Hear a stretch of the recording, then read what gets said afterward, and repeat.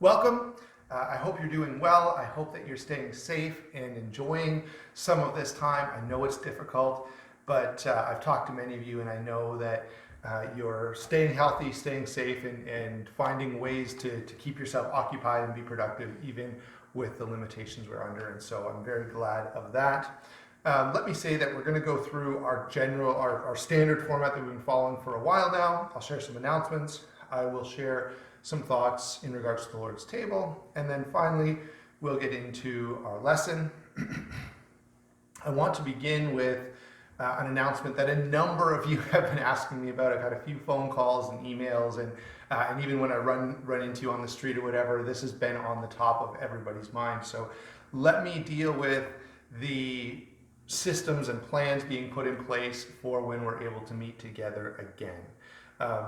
I did have someone come to the building who has some background in infection control and developed a lot of the protocols we use over at the fire hall.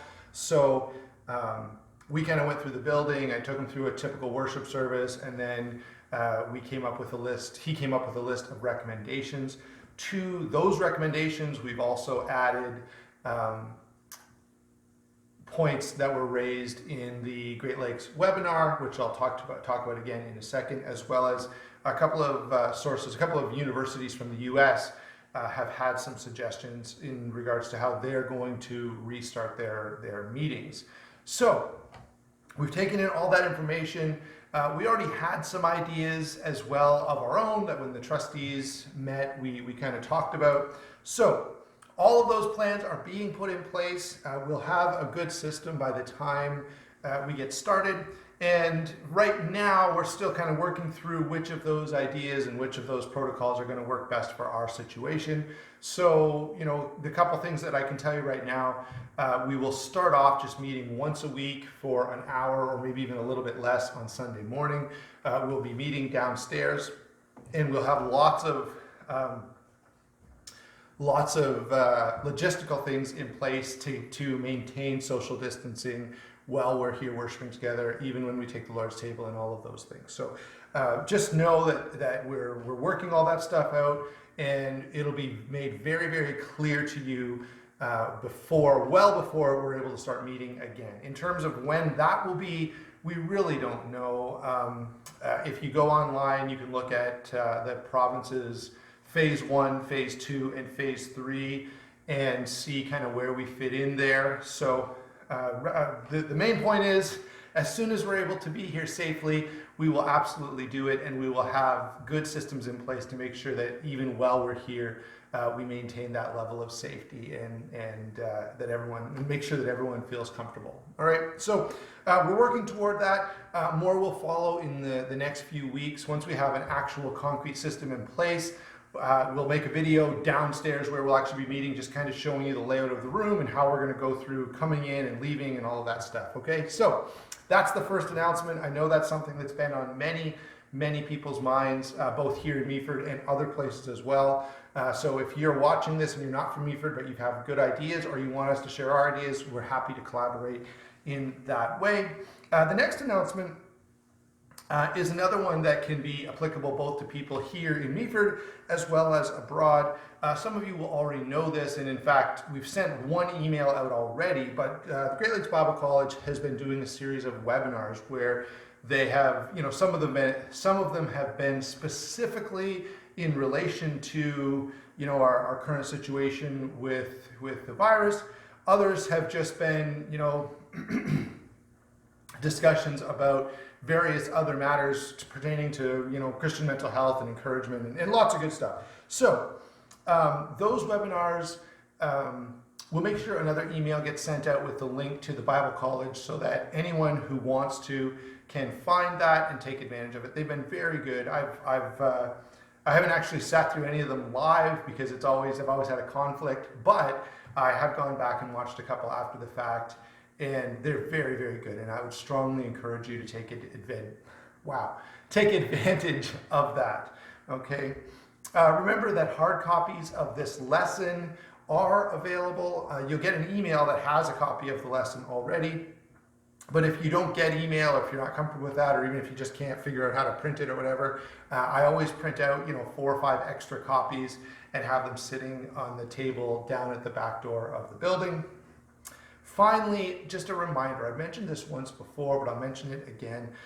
Both the Government of Ontario and a number of local mental health professionals here to Meaford, and I'm sure other places as well, have made sure that they have a system in place where if you need help, if you're struggling with your mental health, and need to see a counselor or need to see a mental health professional, that is available. And so if that's a need for you, go ahead and send me an email. I do know someone personally who has offered to help with that, but also I can direct you to the government program through a company that is sort of an employee assistance program usually, but in this case they're being used for all the citizens of Ontario and perhaps other places in Canada as well, to offer some mental health support. All right, so if that's a need for you, definitely, the main thing here is, look, if you're needing that kind of help, don't wait, don't feel ashamed. Think of other injuries, other medical conditions. You wouldn't be like, hey, I broke my leg, let's not worry about it because I think it'll be okay on its own. You would immediately seek help and get treatment and recover. And that needs to be the same thought process that we take when it comes to our mental health, is if there is a problem, we get help, we go through treatment so that we can recover and get back to the kind of living we normally like to enjoy. All right, so wanted to get all of that out there. Thank you for taking the time. I know many of you who are not local to Meaford, some of those announcements won't apply, but I know for many they will be still helpful in some ways. So let's now take a moment, transition over to refocus ourselves, maybe pause this video for a minute, take some time to pray, to sing, and then we'll move into our thoughts regarding the Lord's table. This morning, my main lesson is going to be about friends. And there's a song in our hymn book, number 699 in the Songs of Faith and Praise hymn book that many of you are familiar with. If you don't have it, I'm sure you can Google the title and find this song if you'd like to sing it as part of your worship service this morning. And the song is, I'll Be a Friend to Jesus. And as I was preparing my lesson, I was thinking about this song and thinking of how applicable and appropriate it would be for our thoughts around the Lord's table. And so that's what I'm going to share with you for a minute or two this morning as we think about the sacrifice of Christ and before we take the emblems. I'm going to share with you the first verse and the last verse as well as the chorus, and then we'll think for a moment about a passage of scripture that I'm sure had some influence on this song, although it's not directly referenced. The song begins, "They tried my Lord and Master, with no one to defend. Within the halls of Pilate, he stood without a friend. To all who need a Savior," verse 3, "my friend I recommend. Because he brought salvation is why I am his friend. I'll be a friend to Jesus. My life for him I'll spend. I'll be a friend to Jesus until my years shall end." In John chapter 15 and verse 13, we have recorded, "Greater love has no man than this, than to lay down his life for his friends." And we know that Jesus at that time was preparing the apostles for his fast approaching death. As we think about that, and we think about the definition of friend, which I'll reshare with you in a few more minutes, but the definition of friend biblically is an associate or companion who you deeply trust. Okay, it's not just a person you run into on the street from time to time. It's not just a person you have to work with or something like that. This is someone with whom you've developed a relationship where you feel you can count on each other. And when we think about the sacrifice that Christ made, about the price that was paid to carry out the plan of salvation so that all of us could be redeemed, there's no greater act of trust, of faithfulness than that? Jesus went through a horrific experience and even went through bearing the punishment for sin so that we could be redeemed to God. And if that's not a trusting relationship, I don't know what is. And so as we think about that, what I would encourage you to do is ask how that impacts your life and how you're going to respond. The song responds by saying, I'll be a friend to Jesus. That is, I can trust him, and I'm going to make sure I live in such a way that he can trust me, that I'll be faithful to him just as he was faithful to me. And so as you go through this week and as you partake of the emblems, which I know many of you will be doing, just please pause the video, take a second, say a prayer, or partake of your emblems. But as you go through the rest of this week, I hope that you'll contemplate what it means to be a friend and how Jesus is an example of that, and therefore, how you're going to live out his example in your own life. So one of the things that all of us are learning as we go through this experience of social distancing and only being allowed to interact on a close personal level with those in our immediate household is, the value of relationships and the value of friendship. My kids, of course, have expressed to me repeatedly, as have many other children as they've kind of reached out to us, the fact that the thing that they're missing the most is the interaction with their friends, right? Being able to play a game of soccer or baseball, all the things that, we normally do as a group, we just can't do right now. And so, by the way, I should point out that I focus there on kids because I have kids and I hear that a lot from them. But adults as well have talked to me about, wishing for that time when they can, get together around a campfire the way they would normally be doing this time of year, or the way they can, be playing sports and doing different activities with their friends. Okay? And by the way, I will say that thinking of sports, I guess golf is now on the table. So if you're watching this, I think this Tuesday, maybe even already, golf courses are going to be able to be opened. Of course, you'll still have to observe all the typical social distancing rules. So, for example, you can't share the same golf cart, but nonetheless, you may be able to go out and enjoy a game of golf with your friends as long as you keep that safe distance. This reminds me of how much we need and depend on other people, right? God, of course, knew this. And in fact, one of the ways in which we are like him, right? When God said, let us make man in our own image, he didn't mean if you look in a mirror, you're looking at what God looks like. The image he had in mind was his mental and emotional image. And so that longing that we have for relationship is one of the ways that we are like God. God has existed eternally in fellowship. And we, like him, long for that. We long for close, meaningful relationships. The Bible has a lot to say about friends, about the value of friendship, about being a friend, about what friendship actually means. And so let's start just quickly defining that term. And so if you look in, a Bible dictionary, or if you take a sort of a summary of how the Bible uses this word, you're going to come up with something close to an associate or companion who is deeply trusted. It's basically, it takes that associate idea, two people who have to be together or work together or whatever the case may be, take a group of people, and then it adds an element of trust and commitment. All right? The idea that this is not just someone I know, this is someone I rely on, this is someone I depend on. It's a close companion with whom we feel, an emotional connection, a level of camaraderie. Some of you will know this story because I shared it elsewhere, but I'll share this because it worked perfectly. It's funny how God works. This didn't happen any other week. It just happened the week that I was preparing a lesson on friendship. But I walked into the house at lunchtime one day, and my son Asher and my older son Joel were talking to each other, and Asher was referring to Joel as bro. Right? I don't know where they heard it, probably in a video. But Asher said to me, Dad, do you know what bro means? And I said, well, no, Asher, what does it mean? Because I was more interested, frankly, in what he thought it meant than what I thought it meant. And he said, it means friend, but awesome.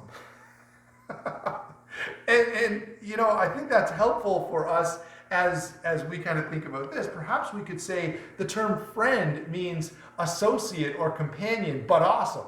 Okay? It's someone who, yeah, we have to be around, and we are around for whatever life reasons our life circumstances have brought us together, but this is someone we enjoy being with. This is someone we've developed a relationship with, a level of trust and camaraderie with. Okay, and so that's what it means to be a friend. Now, the Bible, in addition to explaining a little bit about what it means to be a friend, does not hesitate to extol the virtue and value of friendship. We're going to be looking primarily at wisdom literature here, but we'll have a few other places as well that we want to touch on. But beginning with a verse or a passage that many of you will know from Ecclesiastes chapter 4, verses 9 through 12. And this is what it says there. Two are better than one, because they have a good reward for their toil. For if they fall, one will lift up his fellow. But woe to him who is alone when he falls. He has not another to lift him up. Again, if two lie together, they keep warm. But how can one keep warm alone? And although a man might prevail against one who is alone, two will withstand him. A threefold cord is not quickly broken. And so the wise man is just essentially outlining the practical value of working together, of having a friend who's got your back. Have you ever watched perhaps a scary movie where, the killer's out there somewhere, and the group is going through whatever situation they have to endure or survive, and one of them decides to go off alone, all right? And when that happens, what do you begin yelling at the screen? Right? Immediately you're like, no, don't, stay together. You're safer together. It's smarter to be together. We just know in that moment, all right, that when you separate from the group, when you leave your friends behind, you place yourself in imminently more danger. And in fact, even the wise man from our passage has pointed that out. If you're accosted by someone and you're all alone, you might be in big trouble. But if you have a friend, or preferably more than one friend with you, you're probably going to be okay.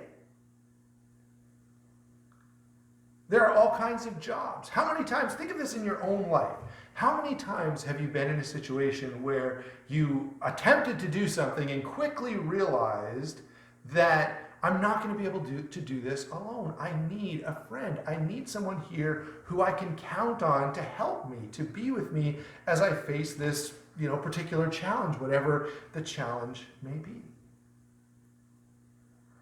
Again, from the wise man, from Solomon, in Proverbs chapter 27 and verse 9, we have oil and perfume make the heart glad, and the sweetness of a friend comes from his earnest counsel. And so once again, we have the value of friendship elevated here, reminding us that two people conversing together and sharing together with our needs and our challenges and our thoughts, we encourage one another. From the same chapter, Proverbs 27, in verse 17, we find iron sharpens iron, and one man sharpens another. Right? The idea here is that even if we may not be doing some physical activity that requires more force than we can personally muster, okay, even if what we're doing is purely a mental exercise, it's still better to have a friend. Right? What's the old saying? Two heads are better than one. And how many times have you benefited just in your own life, in your own experience, from sharing your concerns and challenges and worries with a trusted friend? As friends, we provide context for one another, encouragement. Good friends help us to navigate the world, to understand our place in it, to develop our sense of identity. Certainly, we see that in young children. And actually, one of the challenges that has been keyed in on by mental health professionals during this quarantine time is that, at a certain age in our development, we need to start separating from our parents and developing a peer group, because it helps us to eventually separate from our parents and be able to move out and be our own independent adults. All right? And so friends are an integral part of that, helping us to develop and understand who we are and to find our own identity and our own sense of what's important and what's valuable. And of course, John 15 and verse 13, this is the passage we referred to in our table talk a few minutes ago. Greater love has no one than this, that someone lay down his life for his friends. You are my friends if you do what I command you. No longer do I call you servants, for the servant doesn't know what his master is doing. But I have called you friends. For all that I have heard from my Father, I have made known to you. Jesus here makes an interesting and a challenging point. Right? We mentioned earlier that the idea of friendship conveys not just a companion, not just an associate, not just someone we're working with or learning from, but someone for whom we have a great deal of trust and camaraderie. And so Jesus is pointing out that just as his followers have invested a great deal of faith, a great deal of trust in him, that he reciprocates that. And the proof of his reciprocation is that he hasn't kept things from them. He's let them know all of what's going on. And by the way, if you go back through the Gospels, you can see how much difficulty the apostles had when Jesus shared with them what God's plan was and all that was going to be involved in it. And so knowing that you have someone you can count on is perhaps one of the best ways of describing friendship. And one of the greatest values of it, to know that if you find yourself in difficult circumstances, if you have needs, if you're in trouble, you know who you're going to call. You know who is going to come through for you, and those are friends.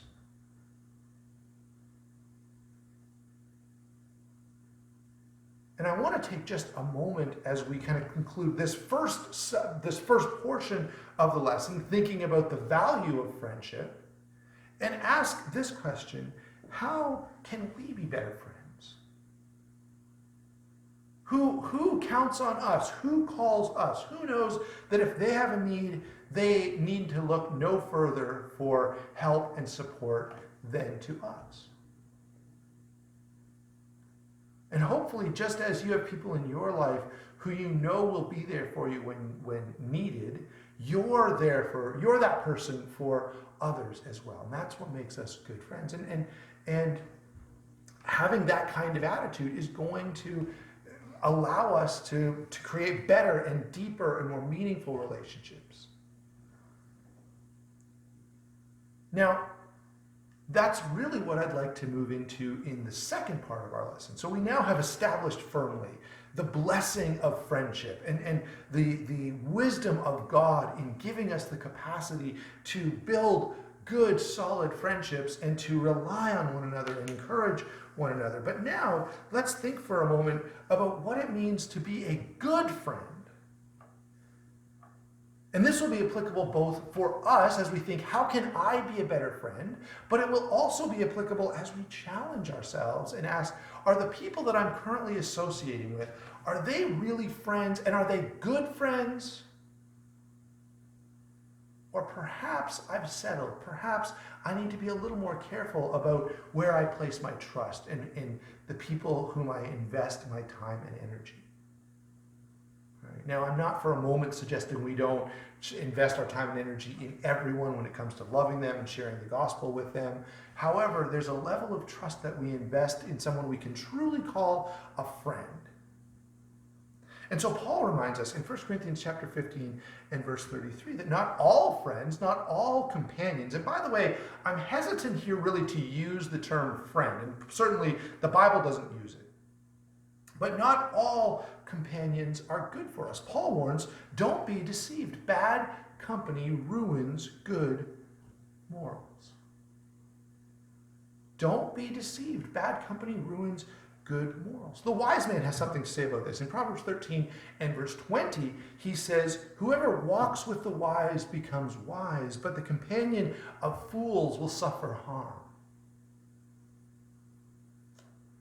Parents out there, I wonder how many times have you had to warn your children about this? Warn your children that, look, if you're spending time and energy with kids who are getting in trouble, even if you're a good kid, even if you don't participate in the things they're participating in, it doesn't matter. You're going to get in a lot of trouble right with them. Even if you have the good sense not to participate, it makes no difference. All right. But furthermore,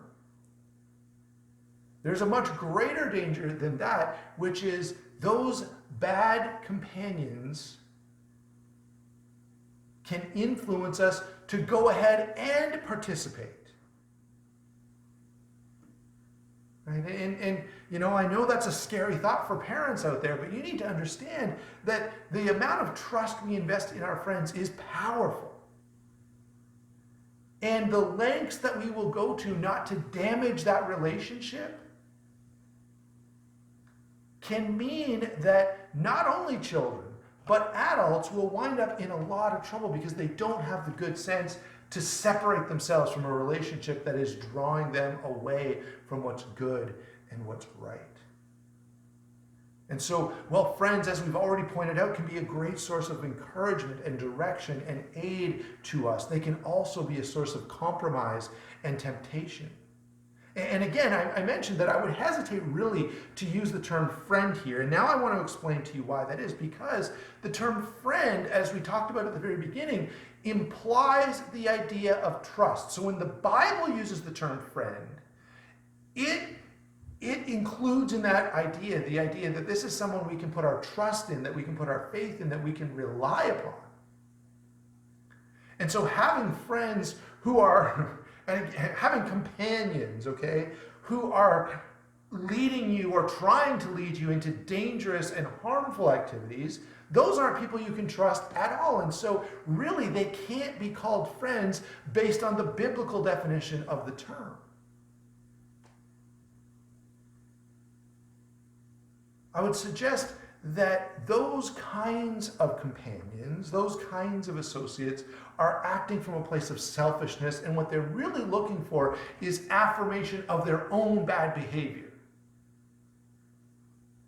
All right, and the thought process goes a little bit like this. Well, I'm doing this and I kind of feel bad about it. I question the legitimacy of my thought process here, but if I can get one or two or three others to do it with me, right? That lends credibility to it. That means maybe I'm not so bad. Maybe I'm not so stupid in doing this because, look, everyone else is doing it too. I might suggest that our society is attempting to do that very thing, to affirm the bad decisions of a few by forcing all of society to accept those bad and harmful decisions as right and good.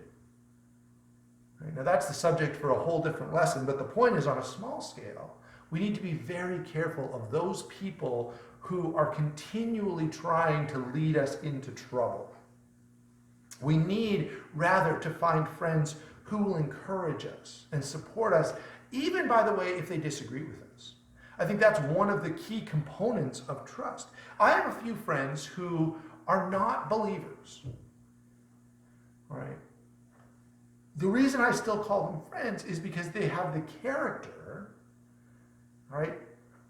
They have the respect, and and I can trust them to never ask me to violate my integrity, to never ask me to engage in behaviors that would make me feel uncomfortable or that would make me, question, what I'm doing. Right? And I have some friends who we cannot disagree more on certain subjects, but who I know would never ask me to go into a situation that I would find uncomfortable, or never ask me to violate my morals, never ask me to put my integrity in question. And that is what a true friend is like. right? Even on those points where we disagree, we still respect and encourage one another. Someone who's trying to constantly, get you to believe or embrace wrong is no friend. And by the way, there's a really legitimate test, and I've had this experience myself, and I know many of you have shared a similar experience. If you have a companion, and I don't use the term friend on purpose, but if you have a companion who is always, they're always around whenever, there are things going on that, they enjoy, all right? But the minute you say, hey, I'm not really interested in that activity, they're gone. Okay, that's not a true friend, right? They're not interested in you as a person. They're interested in you affirming or supporting their behavior. And when you stop doing that and they flew out of the coop, right? They take off. That tells you this was never a real friend, because a friend doesn't do that. The wise man further helps us to understand friendship when he says in Proverbs chapter 27, verses 5 and 6, and actually again in verse 9, better is open rebuke than hidden love. Faithful are the words of a friend. Faithful are the words of a friend. Profuse are the kisses of an enemy. And this touches on perhaps the most critical element of trust. Okay, remember, trust is the key sort of characteristic of real friendship. Right? This is a companion, an associate in whom we can rely, that we can count on to be there. Right? We can trust them. And in order to trust anyone, what has to be paramount in that relationship is honesty. And so the wise man here tells us that a real friend will not lie to us. They will be honest. Even if we probably won't like what they have to say, they're going to tell us the truth. And that is a friend we can rely on.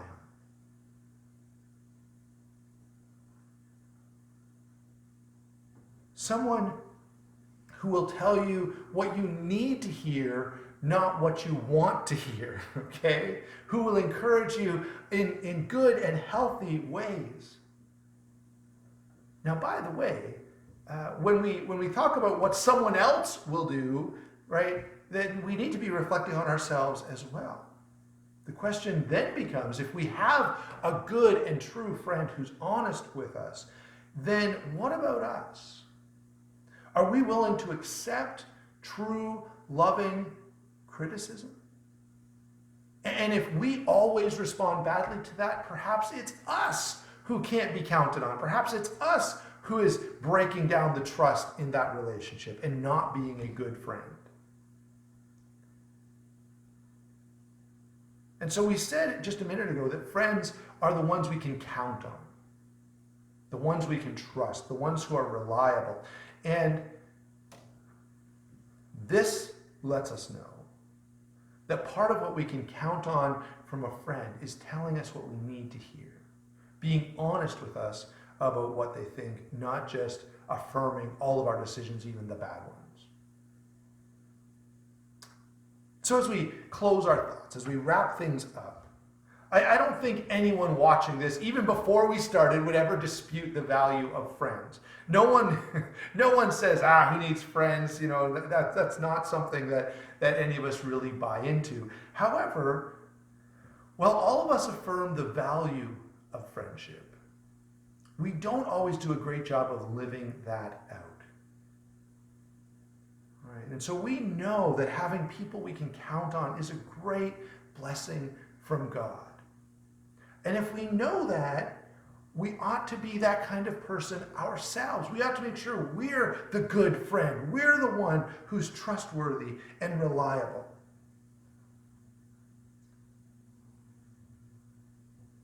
I want to take a moment to acknowledge that I know there are people watching this who struggle to find and keep good friends. And I think there are probably a number of reasons for that. Sometimes it's because we're not holding up our end of the bargain. Okay? Sometimes it's because we click with people easily, but then as we develop and we try to make the relationship deeper, we realize, hey, there's not much going on here, right? So I've talked to lots of people who you and I would see as extremely popular and loved by everyone, and what they'll say in private is, I have no friends. And what they mean is not that, there's no one out there who likes them, not that there's no one else out there who they can spend time with. They mean they don't have any close, meaningful, trusting relationships.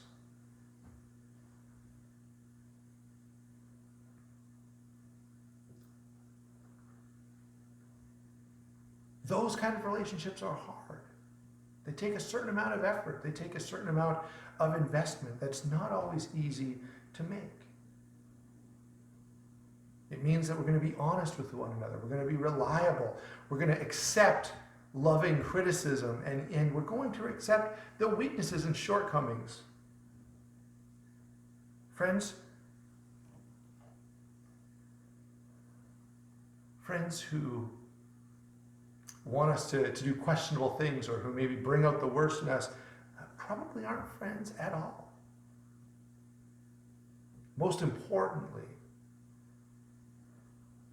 as we've looked at all of these different passages about friends and outlined these different principles about the value of friendship and what makes a good friend and how to be a good friend, we need to make sure that, yes, we hold others to that standard, and we're a little bit discerning about who we build close relationships with, but we also need to make sure that that standard is applying to us. And the influence of Christ on our lives should make us as Christians the best friends anyone could possibly ask for.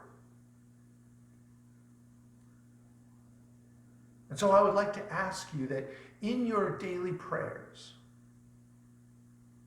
whether it be, at night before you go to bed, or first thing when you wake up in the morning, or around the dinner table, whenever it is that you regularly pray for your friends. Thank God for them. Pray for yourself that you can be a better friend.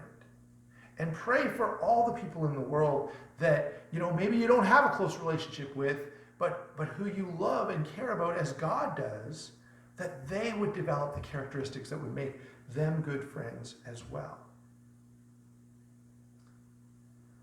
Heavenly Father, we're thankful for friendship. We're thankful for the value and impact that the people that you've put into our lives have on us each day. We pray, Lord, that you would help us to be discerning about those people who can be an encouragement to us, who can help us be closer to you and more faithful in your service.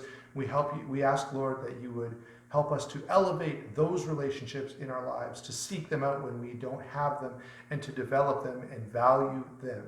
We also especially ask, Lord, that as we seek others around us who would be an encouragement to us, who would be a source of trust, we know that you, above all else, are the friend that we can trust and rely on. And we ask that we would look to your example and consider your sacrifice and help us through that to become the kind of people who make truly great friends. We ask it all in Christ's name. Amen. Thank you for watching. I hope that it's encouraging to you. And again, as I've said before, if there's anything that you need, don't hesitate to call, email, to comment on this video, reach out to me. And if it's not me, reach out to those other close friends that you have that can be of help and encouragement to you.